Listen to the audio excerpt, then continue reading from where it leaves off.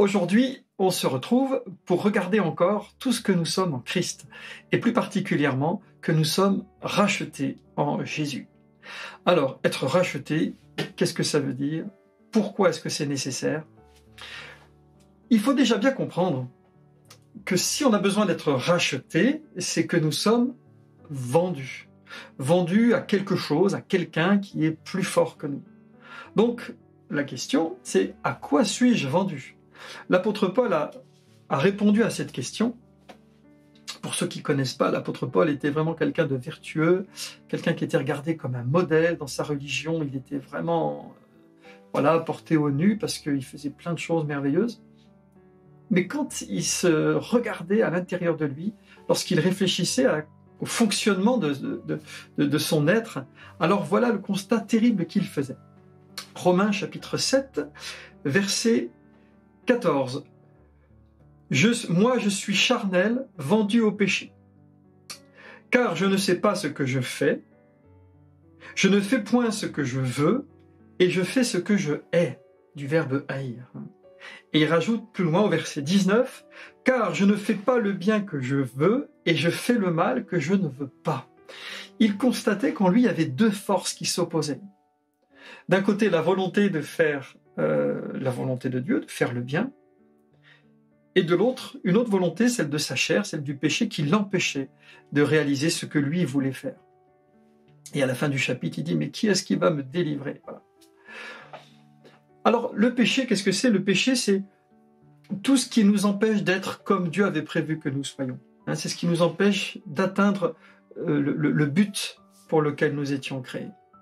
Et le péché, eh bien, nous en sommes tous pétris. Notre cœur génère des pensées qui déplaisent à Dieu. On se rend coupable d'actes qu'on regrette ou qu'on ne regrette pas, mais en tout cas qui déplaisent à Dieu. C'est le péché. Et la Bible nous dit que nous sommes vendus. Donc, ce péché est plus fort que nous. C'est important de bien comprendre cette notion-là. L'apôtre Pierre, un autre verset qui nous parle du péché et qui permet de bien comprendre comment ça se passe. L'apôtre Pierre dit dans 2 Pierre 2,19, « Ils leur promettent la liberté, alors qu'ils sont eux-mêmes esclaves des passions qui les mènent à la ruine, car chacun est esclave de ce qui a triomphé de lui. » Chacun est esclave de ce qui a triomphé de lui. Alors, de quoi est-ce qu'on peut être esclave? Je voulais illustrer par des choses très concrètes pour que ce soit bien clair. On peut être esclave de plusieurs choses dans ce bas monde. Évidemment, on peut être esclave de certaines addictions, de certains vices, certains mauvais penchants. Voilà, des choses qui sont plus fortes que nous, qui nous amènent à nous détruire ou à détruire les autres. Il y a aussi des traits de caractère. Je ne sais pas si vous connaissez autour de vous des gens qui souffrent d'avoir des traits de caractère qu'ils regrettent, dont ils aimeraient se débarrasser.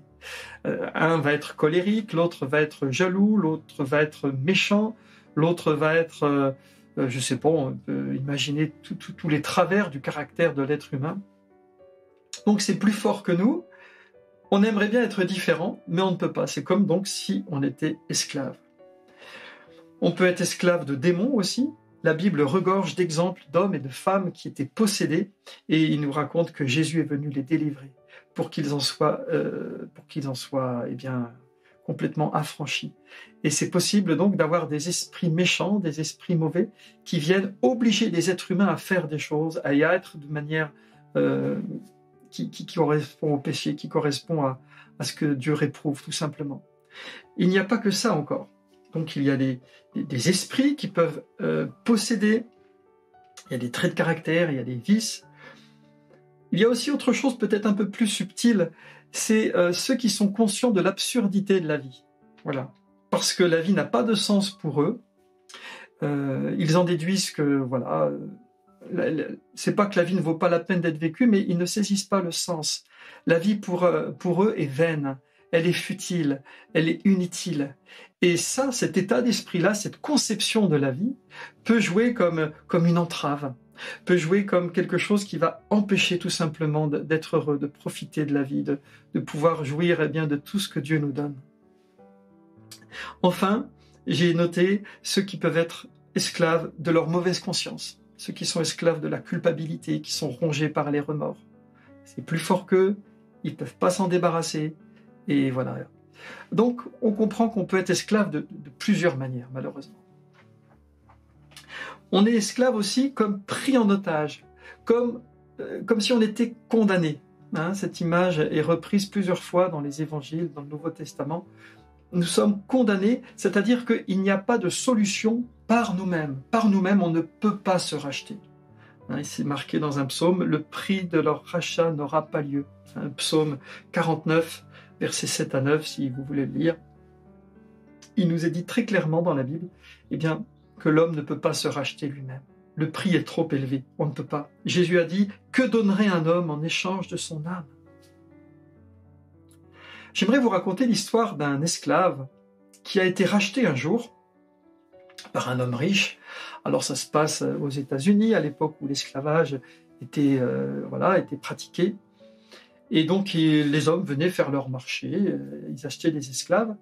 Et un esclave a été acheté par un homme, mais sur la route du retour, l'esclave pensait qu'il allait travailler toute sa vie pour cet homme.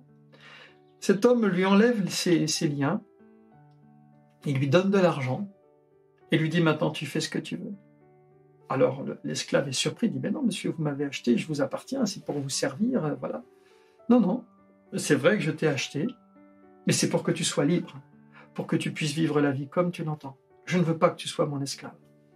Alors l'esclave est surpris, il réfléchit, il s'éloigne un petit peu, mais il revient très vite vers celui qui l'a racheté, parce qu'il raisonnait de la manière suivante, il se disait « Cet homme est bon, cet homme pourra bien s'occuper de moi si je travaille pour lui, je sais que je n'ai pas à craindre qu'il me maltraite, alors je décide de travailler pour lui. » Et donc, vous imaginez la fin de l'histoire, il retourne vers cet homme, il lui dit « Voilà, j'aimerais travailler pour vous, parce que je sais que vous êtes quelqu'un de bon. » Et c'est ainsi que, eh bien, il va pouvoir vivre dans la dignité, honnêtement, au service de cet homme.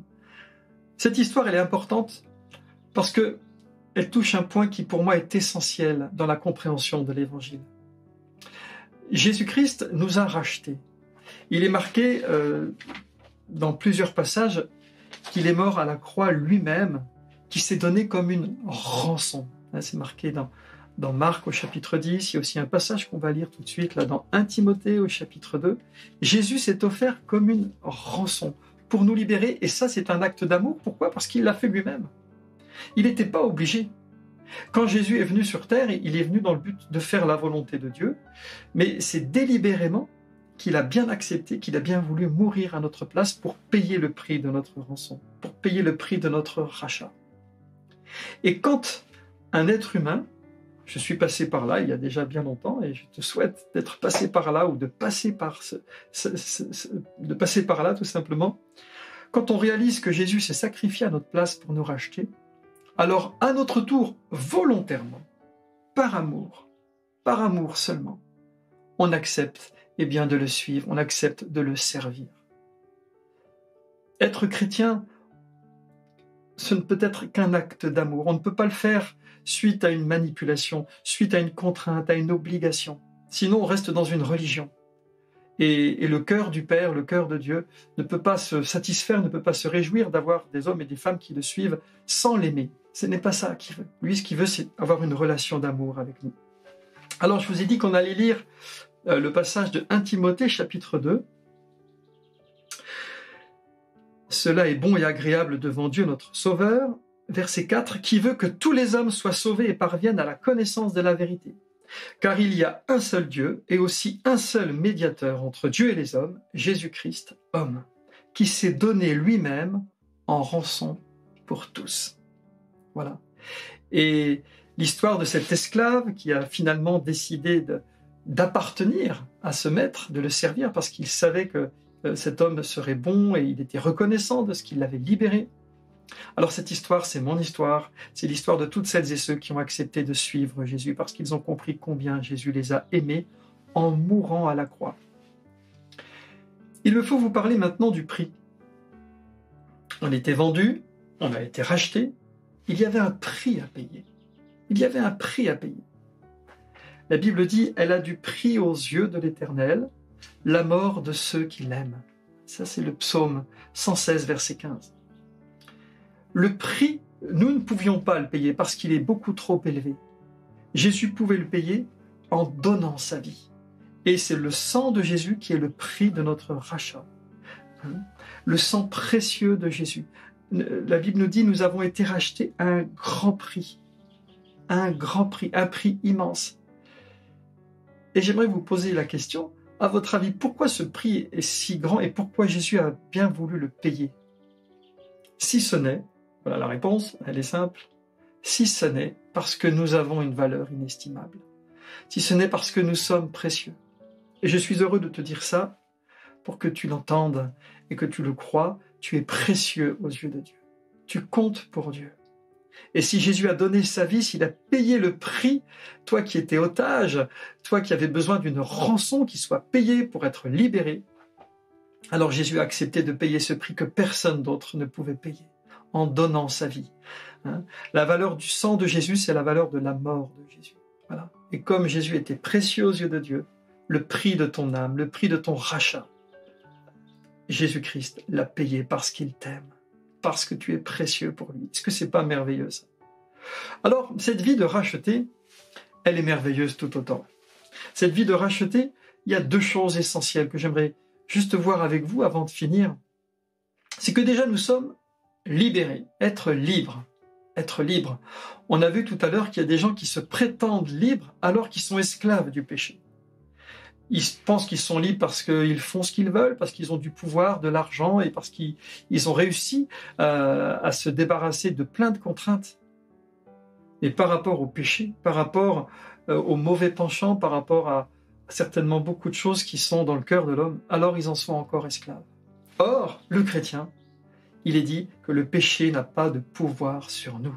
C'est marqué dans Romains au chapitre 6. Le péché n'aura point de pouvoir sur vous. Et l'apôtre Paul dit également, je ne me laisserai pas asservir par quoi que ce soit. Un chrétien est un homme libre, une chrétienne est une femme libre. Amen. C'est quelque chose de glorieux. Le péché n'aura pas de pouvoir sur vous, puisque vous êtes non sous la loi, mais sous la grâce. Romains 6, 14. Il y a plusieurs versets comme ça, qui sont glorieux, qui nous parlent de la liberté. Par exemple, Jésus, lorsqu'il est rentré dans le temple, c'était tout au début de son ministère, on voit cette histoire dans Luc au chapitre 4, il était devant les scribes, les pharisiens, les religieux, et il a ouvert le livre d'Ésaïe, et il l'a lu. Et ce livre dit, le Seigneur m'a envoyé, le Saint-Esprit est sur moi parce que Dieu m'a envoyé pour proclamer la bonne nouvelle. Et il dit entre autres, il m'a envoyé pour proclamer aux captifs la liberté et aux prisonniers la délivrance. Et alors tout le monde l'écoutait dans le temple et quand il a fini de lire ce passage-là, il dit, ce dont il est écrit là, ce qui est écrit là, c'est à mon sujet, c'est de moi dont il est question. Jésus est celui qui est venu libérer les captifs, proclamer la délivrance. Autre chose, il a dit dans Jean 8, « Si le Fils vous a franchi, vous serez réellement libre. » Si le Fils vous a franchi, vous serez réellement libre. Et oui, parce que on peut être réellement libre et on peut être soi-disant libre. Je ne sais pas si c'est quelque chose de clair pour vous, mais en tout cas, pour moi, c'est évident que des gens prétendent libres alors qu'ils ne le sont pas. On est libéré quand on est racheté. Et autre chose, tout aussi glorieuse, c'est qu'on appartient à Dieu. On appartient à Dieu. Alors, peut-être que certains réagissent en disant « Mais moi, j'ai pas envie d'appartenir à quelqu'un, j'ai pas envie d'appartenir à quelque chose. » L'appartenance, il s'agit ici d'appartenir, encore une fois, par amour. Pour bien comprendre ce dont il s'agit, alors bien sûr, ça se discute, mais en tout cas, moi, ce que j'ai compris, c'est que quand on aime vraiment, alors on a envie d'appartenir et on a envie que l'autre nous appartienne. Pour le bien de l'autre et pour notre bien à nous. Il y a un autre livre dans la Bible qui s'appelle le Cantique des Cantiques, et en fait, c'est un chant d'amour entre un homme et une femme. Et voyez-vous, cette femme, à 2 reprises, elle va employer une expression qui en dit long sur ce qu'est l'amour. L'amour conjugal, évidemment, mais l'amour, tout simplement. Vous savez ce qu'elle a dit, cette femme, la Sunamite, à propos de son bien-aimé? Elle dit « Mon bien-aimé est à moi, et je suis à lui. Il est à moi, je suis à lui. » Et voyez-vous, dans ces quelques mots simples que n'importe qui pourrait dire lorsqu'il est amoureux de quelqu'un,